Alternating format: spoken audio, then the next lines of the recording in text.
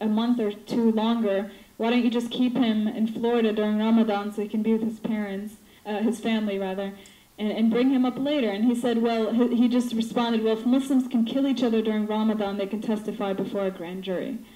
So this is his views on Muslims.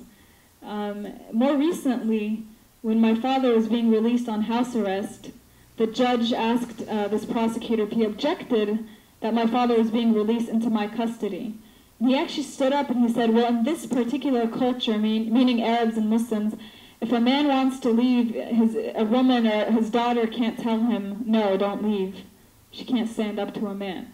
And of course the judge was completely appalled by his comment and blasted him for it. So he's very shameless about his disdain for Arabs and Muslims, but especially Palestinians. And he's never apologized for any of these remarks. And he even told a jury in another case that Arabs lie, that Muslims lie, that they'll tell each other one thing, but they'll tell you another.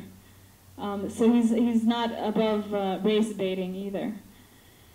In any case, he completely threw away this plea agreement that my father signed, disregarded it, brought him up to Virginia to try to force him to testify before a grand jury investigating a Muslim think tank in the area.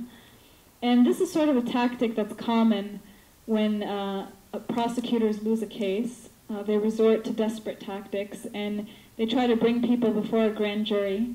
So basically, it's a catch-22. If you testify, they charge you with perjury. If you don't testify, they charge you with criminal contempt or obstruction of justice. So either way, they find a way to keep you in prison. In my father's case, he did not testify. He said it was a clear violation of his plea agreement and the promises made to him by the government.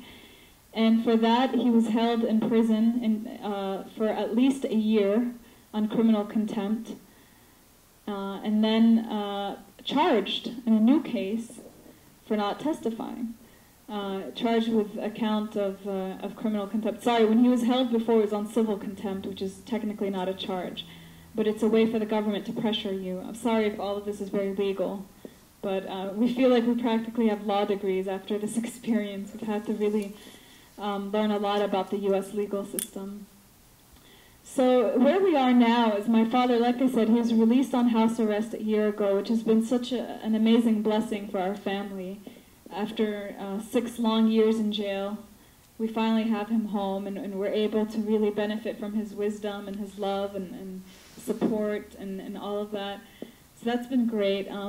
He went on 3 hunger strikes, actually, since his arrest in 2003. So it's also been a chance for him to really regain his health and his strength.